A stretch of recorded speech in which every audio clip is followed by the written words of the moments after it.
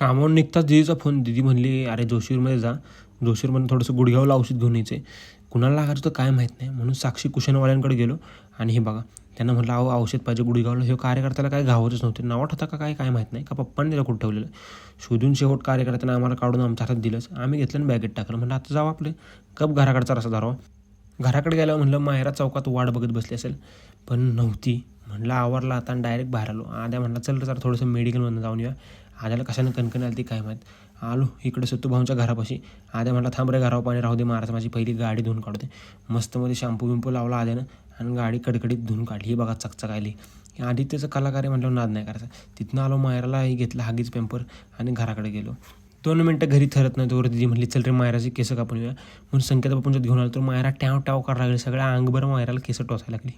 मायरा काय थरत नव्हती बघा. डोळे बिळे चुळून मायरानं अगदी कालवा केला. तशीच निवांत निवांत केस कापली.